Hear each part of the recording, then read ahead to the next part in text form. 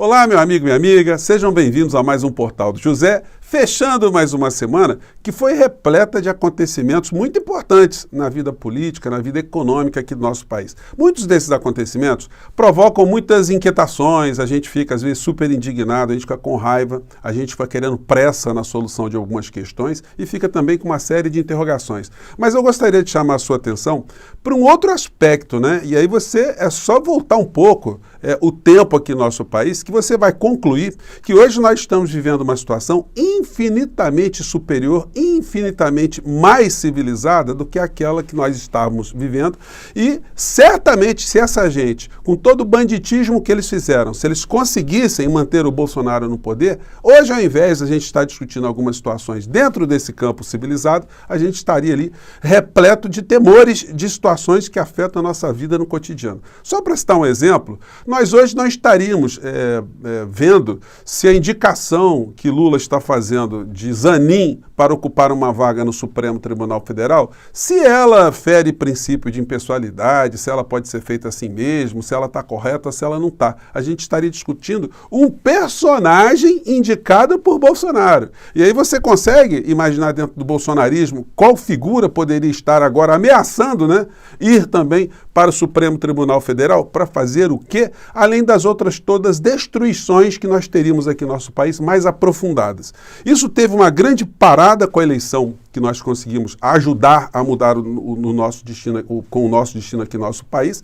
mas muitas coisas precisam ser feitas, mas o entulho está para trás, né? E esse entulho aí a gente não pode desprezá-lo, a gente tem que continuar jogando luzes sobre o que ficou, porque esses crimes que essa gente cometeu contra o nosso país e contra nós, enquanto pessoas, enquanto sociedade, eles não podem ser esquecidos. Vou conversar com vocês sobre os últimos acontecimentos dessa sexta-feira, mas antes de mais nada, quero convidar você que está chegando agora no nosso portal a se inscrever aqui conosco, você que é muito bem-vindo. Conheça também os nossos outros vídeos, se você gostar, compartilhe, recomende o nosso portal, os nossos vídeos também. Não esqueça de dar o seu joinha, mandar os seus comentários para cá, porque são formas de você estar aqui cada vez mais movimentando o nosso portal, ajudando a chegar a mais pessoas como você. Temos o nosso chat, que todos os dias eu abro aqui entre 5 horas e 5 e meia para a gente bater um papo, e também o nosso clube de membros, que é uma forma adicional de você ficar mais perto, de você ficar mais engajado aqui no nosso portal através dessa ferramenta que o YouTube coloca à disposição de todos nós, tá bom? Então, vamos seguir em frente. Gente, não tem, né, como a gente esquecer as coisas do passado.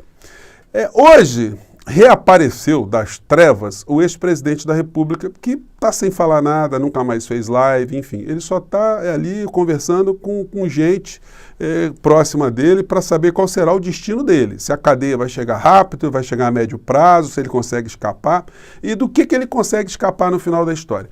Muitas condenações no campo civil vão recair sobre as costas do Bolsonaro. E ele não vai ter como escapar dessas imensas condenações. A todo instante surgem mais escândalos. Hoje surgiu mais um, bem cabeludo. E isso não vai ficar assim, a conta vai ficar somente para o povo brasileiro. Não. São responsabilidades financeiras, orçamentárias, desvios de finalidades de aplicação de recursos públicos para satisfazer interesses eleitorais na cara dura. Então, isso vai ser responsabilizado.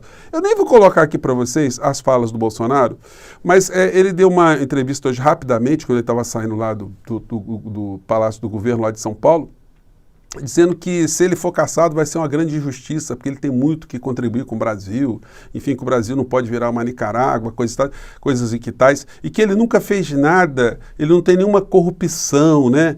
Puxa vida, né? Que homem probo, que homem santo, né? Que homem seguidor de princípios republicanos. Ele só não consegue explicar a dinheirama que a família dele amealhou ao longo desse período todo, que eles só fizeram política na vida. Como é que eles conseguiram amealhar tantos patrimônios e tanto dinheiro vivo para fazer transações, além das outras iniquidades todas, né? Então, enfim, a fila está andando, a hora dele está chegando, a primeira derrota mais significativa vai ser a decretação da sua ineligibilidade, e isso vai ter uma série de consequências mais adiante, né? Bom, então, conforme eu disse para vocês, as matérias hoje estão dizendo que a Controladoria Geral da União está testando auxílios. Taxista e caminhoneiro de Bolsonaro pagaram 2 bilhões indevidamente. Gente, virou a festa do peão boiadeiro, né? Todo mundo que se intitulou taxista, caminhoneiro, conseguiu pegar dinheiro. dinheiro em período eleitoral. Gente, isso não pode passar em brancas nuvens, porque se passar em brancas nuvens, o presidente Lula estará autorizado a fazer a mesma coisa. E aí, como é que vai ficar? Tá tudo certo? Vai poder? Então, o governo Lula já pode ir se preparando também, né? Se nada acontecer com esses criminosos, nós instituiremos aqui no nosso país a República do Crime com dinheiro público sem nenhum tipo de consequência. Então, o Bolsonaro, das duas, uma, ou ele será responsabilizado junto com a quadrilha que fez um monte de malversações com dinheiro público, ou simplesmente vai se instituir que o Brasil, de fato, o governante pode fazer o que quiser. Aqui tem outra matéria aqui também no G1, né? E também falando a mesma coisa, ou repercutindo isso. CGU vê pagamento indevido de quase 2 bilhões em auxílios do governo Bolsonaro a taxistas e caminhoneiros em 2022. Gente, olha o número. Auditorias identificaram 356.700 pessoas que receberam benefícios sem preencher pré-requisitos nos 2 programas. Auxílios foram pagos no segundo semestre, quando Bolsonaro tentava a reeleição. Um detalhe que a matéria não está dizendo, mas nós sabemos que é o seguinte, antes do segundo turno se permitiu antecipação do recebimento dessa grana. Então, muito taxista, ou suposto taxista e suposto caminhoneiro, apanhou uma bolada antes, né? E alguns que se inscreveram depois, do tempo que poderiam, também receberam 2 parcelas. Então, gente, foi um derramamento de dinheiro aqui no Brasil que a gente nunca viu. Foram, no total, 300 bilhões de reais. Só a Caixa Econômica Federal despejou mais de 50 bilhões de reais em financiamentos de última hora, em todo tipo de auxílio. Então foi uma dinheirama que aconteceu no nosso país que não tem precedente. E aí vocês conseguem imaginar essa gente ainda no poder?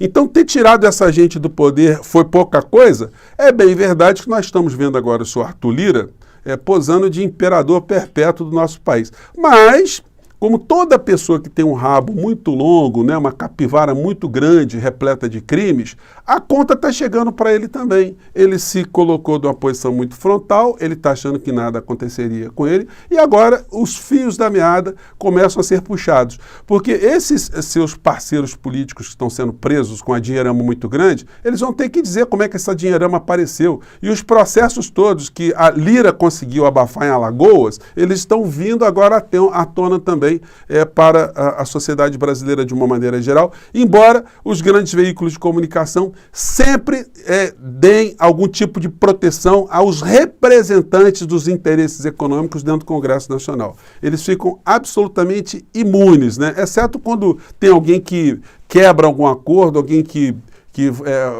quer ter um voo solo sem combinar com quem lhe apoia, como foi o caso do Eduardo Cunha. Mas o resto, a gente pega um Rodrigo Maia. O que o Rodrigo Maia está fazendo hoje da vida? Depois de ter sentado também em cima de vários pedidos de impeachment de Bolsonaro. Ele é representante do setor financeiro, está lá com emprego muito bem aquinhoado. Paulo Guedes está voltando para o mercado financeiro.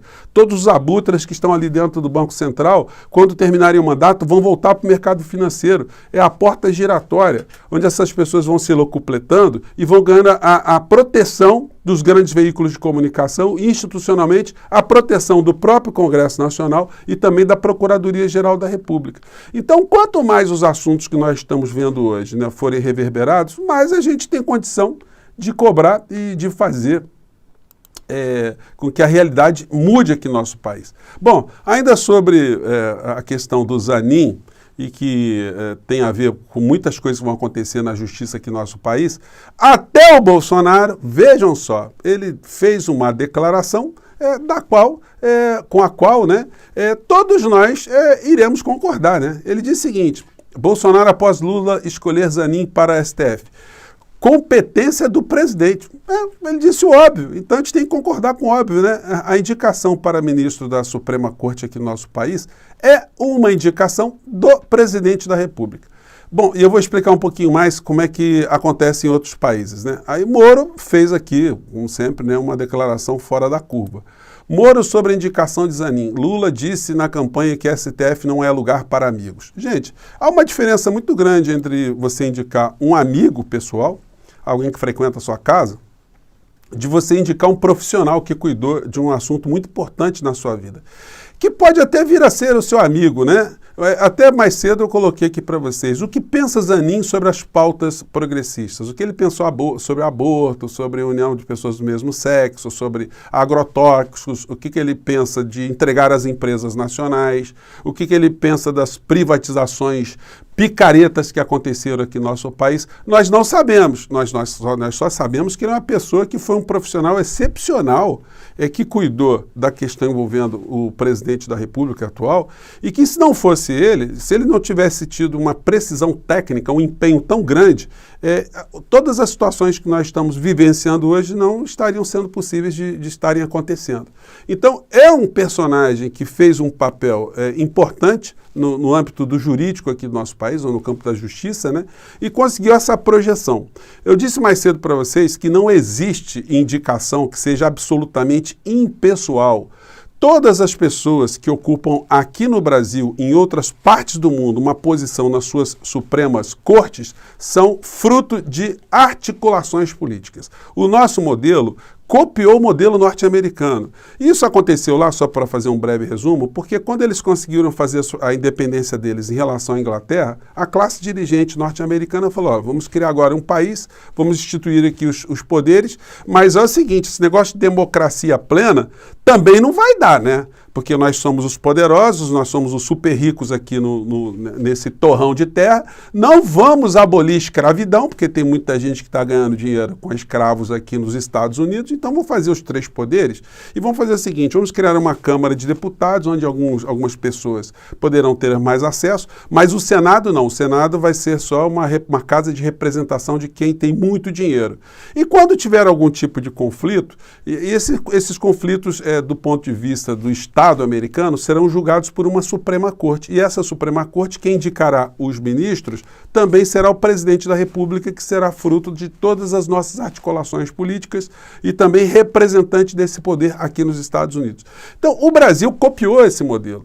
Os ministros da Suprema Corte do nosso país, eles estão ali para garantir um Estado jurídico que foi organizado pelas elites econômicas, elites financeiras, elites religiosas, elites militares, enfim, as elites que têm representantes dentro dos parlamentos. Então, eles fazem as leis e se alguém contrariar essas leis, terá ali o julgamento no Supremo Tribunal Federal. Portanto, para garantir que esse sistema funcione de uma forma azeitada a favor dos interesses sempre econômicos de quem faz a lei, é que as Supremas Cortes são compostas assim.